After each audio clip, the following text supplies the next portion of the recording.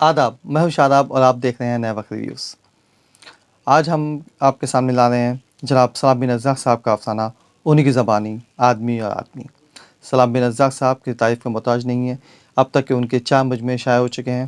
اس کے علاوہ انہوں نے مراٹھی سے اردو میں کئی ترجمے بھی کیے ہیں۔ حال ہی میں ان کا زین کہانیاں جاپانی کہانیوں کا ترجمہ اردو میں شائع ہوا ہے۔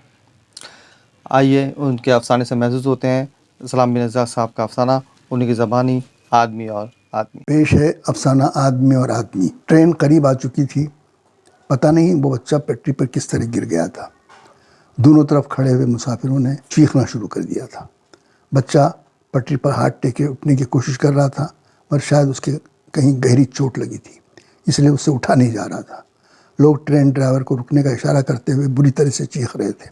غالباً ڈرائیور نے بھی بچے کو پٹری پر گرتے ہوئے دیکھ لیا تھا۔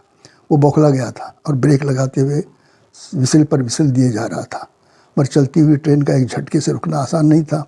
لوگوں کی چیخوں اور ٹرین کی سیٹی نے مل کر ایک عجیب دہشتناک شور پیدا کر دیا تھا۔ جو لوگ اس طرف متوجہ نہیں تھے اب وہ بھی متوجہ ہو گئے تھے اور سب مل کر بے تحاشا گلا پھاڑے جا رہے تھے۔ ٹرین اب صرف چند قدم کے فاصلے پر تھی اور اس کی رفتار اب بھی خاصی تھی۔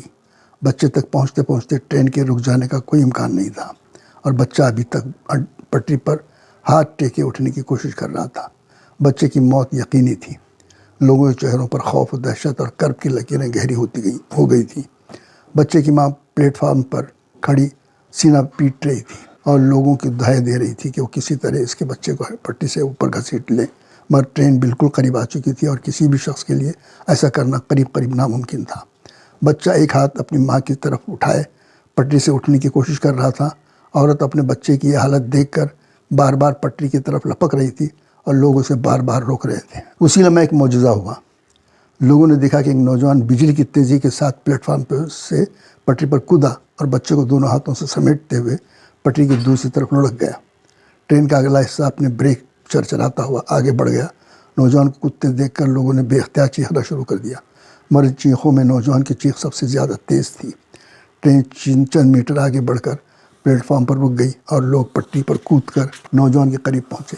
بچہ بالکل صحیح سلامت تھا، اور نوجوان کے بائیں پاؤں کی 3 انگلیاں ٹرین کے پہیوں کے نیچے کچل گئی تھیں اور وہ درد سے بری طرح کرا رہا تھا۔ لوگوں نے نوجوان کو سہارا دے کر اٹھایا۔ بچہ پہلے ہی کھڑا ہو چکا تھا۔ دونوں کو پلیٹ فارم پر لایا گیا۔ بچے کی ماں نے پہلے تو لپک کر اپنے بیٹے کو سینے سے لگا لیا اور اسے بے اختیار چومتے ہوئے رونے لگی۔ پھر اچانک اس کی نظر نوجوان پر پڑی جو پلیٹ فارم کی ایک بینچ پر لیٹا گہری سانسیں لے رہا تھا۔ اس کی کچلی ہوئی انگلیوں سے خون ٹپک رہا تھا اور کچھ لوگ اسے گھیرے کھڑے تھے۔ عورت تیزی سے آگے بڑھی، اس نے اپنی ساڑی کا آنچل پھاڑا اور اسے پانی میں بھگو کر نوجوان کے زخم پر باندھنے لگی۔ اس کی آنکھوں میں اب بھی آنسو تھے، پر وہ اس نوجوان کے لیے ممنونیت کے آنسو تھے۔ جذبات کی شدت سے اس کے ہونٹ پھڑپھڑا رہے تھے، پر آواز نہیں نکل رہی تھی۔ نوجوان نے آنکھیں کھولی، عورت کی طرف دیکھا، پھر اس لڑکی کی طرف دیکھا جو سہما اس کی پاس ہی کھڑا تھا۔ نوجوان کے ہونٹوں پر ایک پھیکی سی مسکراہٹ نمودار ہوئی۔ لوگ اس کی بہادری اور جاں بازی کی تعریف کر رہے تھے۔ اتنے میں 2 ریلوے مزدور اسٹریچر اٹھائے دوڑتے آئے اور لوگوں نے مل کر اس نوجوان کو اسٹریچر پر ڈال دیا۔ عورت اب بھی کانپتے ہاتھوں سے اس کے پیروں کو تھامے کھڑی تھی۔ مزدوروں نے اسٹریچر اٹھایا اور اسٹیشن سے باہر نکلے۔ نوجوان کا ایک ساتھی ان کے ساتھ تھا۔ عورت اور بچہ بھی اس اسٹریچر کے ساتھ چلنے لگے۔ نوجوان نے پلٹ کر عورت کی طرف دیکھا اور درد کو دباتے ہوئے انتہائی نرم لہجے میں بولا، بہن جی اب آپ کشٹ نہ کریں، میں بالکل ٹھیک ہوں، آپ بچے کو لے کر گھر جائیے۔ عورت نے احسان مندی کے جذبے سے سرشار ہو کر اس کی طرف دیکھا، اس کے بازو کو دھیرے سے چھو کر اپنی بیٹی کی انگلی پکڑے ایک طرف ہٹ گئی اور مزدور اسٹریچر کو لیے ہوئے آگے بڑھ گئے۔ اس کی زخم کی ڈریسنگ ہو گئی تھی۔ زخم زیادہ گہرا نہیں تھا، 2 انگلیوں کے ناخن اکھڑ گئے تھے۔ ڈریسنگ کے بعد ڈاکٹر نے اسے گھر جانے کی اجازت دے دی۔ اس کا دوست اسے سہارا دے کر اسپتال کی عمارت سے باہر لایا، ٹیکسی رکوائی، دونوں ٹیکسی میں بیٹھ کر گھر کی طرف روانہ ہو گئے۔ دوست نے اس کے مرجھائے ہوئے چہرے کی طرف پرتشویش نگاہوں سے دیکھتے ہوئے پوچھا، تکلیف بہت زیادہ ہے کیا؟ نہیں، کوئی خاص تکلیف نہیں۔ نوجوان کے ہونٹوں پر ایک پھیکی سی مسکراہٹ پھیل گئی۔ نہیں، تمہیں اتنا بڑا خطرہ مول نہیں لینا چاہیے تھا۔ کمال کر ایک معصوم بچہ نظروں کے سامنے موت کے منہ میں جا رہا تھا، بھلا کیسے خاموش رہا جا سکتا تھا؟ وہ تو ٹھیک ہے، مگر کیا؟ شاید تم نے غور نہیں کیا، وہ عورت اس کا بچہ دوسرے فرقے کے تھے۔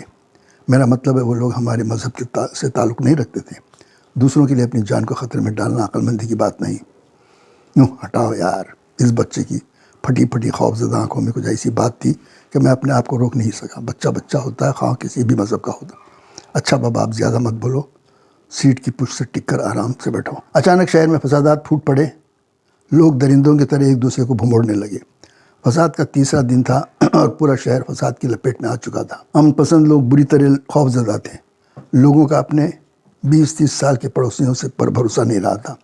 بچپن کے ساتھ کھیلے کھائے ہوئے دوست لاٹھیاں بلم لے کر ایک دوسرے کے سامنے سفارہ ہو گئے تھے. انسانیت، مروت، دوستی، بھائی چارہ، سارے نازک جذبے نیزے کی نوک اور تلوار کی دھار پر تولے جا رہے تھے. عبادت گاہیں سازشوں کے اڈے بن گئے تھے جہاں روزانہ دشمن کو ختم کرنے کے منصوبے بنائے جاتے تھے. تیسری رات کو محلے والوں نے پڑوس کے دشمن محلے پر حملہ کرنے کا پلان بنا لیا. لاٹھیاں، بلم، سوڈا واٹر کی بوتلیں اور گھریلو دستی بموں کا کافی ذخیرہ جمع کر لیا گیا. رات کے 12 کے بعد حملہ کرنا طے پایا. وہ اس کار خیر میں پیش تھا. مقررہ وقت پر سب لوگ کیل کانٹے سے لیس ہو کر دشمن محلے کی طرف بڑھے. چند منٹ بعد یہ سارا محلہ دردناک چیخوں اور فلک شگاف نعروں سے تھرا اٹھا. مارو کاٹو جانے نہ پائے کہ شور سے آسمان کانپنے لگا. مکانوں کو آگ لگا دی گئی. لوگوں کو گھروں سے گھسیٹ کر قتل کیا جانے لگا. مرنے والے جتنی کربناک چیخیں مارتے، مارنے والے اس سے زیادہ وحشیانہ قہقہے بلند کرتے تھے. وہ اپنے 2-3 ساتھیوں کے ساتھ چن چن کر دشمنوں کا صفایا کر رہا تھا. اتنے میں سامنے کے جلتے ہوئے مکان سے ایک گھبرائی ہوئی عورت نکلی. اس کا 7-8 سال کا بچہ اس کی انگلی تھامے ہوئے تھا. عورت کے جسم پر لپٹی ہوئی ساڑی آدھی سے زیادہ جھلس چکی تھی. وہ وحشت زدہ سے اپنے بچے کی انگلی تھامے ایک طرف کو بھاگی. اچانک اس کی اور اس کے ساتھیوں کی نظر دونوں پر پڑ گئی. دیکھو شکار جا رہا ہے، بچ کر نہ جانے پائے. وہ تینوں بھوکے بھیڑیوں کی طرح اس عورت پر ٹوٹ پڑے. پلک جھپکتے میں عورت کے جسم پر کپڑے کا ایک تار بھی نہ رہا. عورت اور بچے کی چیخیں انتہائی کربناک تھیں. عورت کو نیچے گرا کر اس کی چھاتیوں کو نیزوں سے چھید دیا گیا. جب عورت کی چیخیں بند ہو گئیں تو وہ لوگ پلٹے، مگر وہ ٹھٹک کر کھڑا ہو گیا. عورت کے خون میں لتھڑی ہوئی لاش سے اس کا 8 سالہ بچہ لپٹا بری طرح رو رہا تھا. نوجوان ایک لمحے تک اسے دیکھتا رہا. اچانک اس کا نیزہ بلند ہوا اور ایک ننھی طویل چیخ فضا میں بہت دور تک لہراتی چلی گئی. اس کے ساتھی چند لمحوں تک سکتے کی سی حالت میں کھڑے خاک و خون میں تڑپتی اس ننھی سی لاش کو دیکھتے رہ گئے. اتنے میں پولیس کے سائرن کی آواز آئی اور سب بھاگو بھاگو چلاتے ہوئے اپنے اپنے اڈے کی طرف لوٹ گئے. تم نے کتنے شکار کیے؟ 3.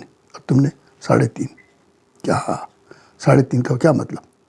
2 مرد، ایک بچہ اور ایک عورت. اچھا بچہ وہی نا جسے پیپل کے نیچے تم نے نیزے سے چھید دیا تھا؟ جی ہاں وہی. اس وقت میں بھی تو موجود تھا، مگر یار بچے کی آخری چیخ نے مجھے درد تک ہلا دیا تھا. تم کم وقت ہوئی کمزور دل کے. نہیں یار، آخر بچے کا مذہبی جھگڑوں میں ٹنٹوں سے کیا واسطہ؟ تم سمجھتے نہیں، سانپ کے ساتھ سنپولے کا سر بھی کچل دینا چاہیے. نہیں، آپ جیسا سوچ رہے ہیں ایسا نہیں تھا. وہ بچہ وہ نہیں تھا جو ریل کی پٹری پر گرا تھا. وہ عورت بھی وہ نہیں تھی. وہ شخص بھی وہ نہیں تھا جس نے ریل کی پٹری پر بچے کی جان بچائی تھی.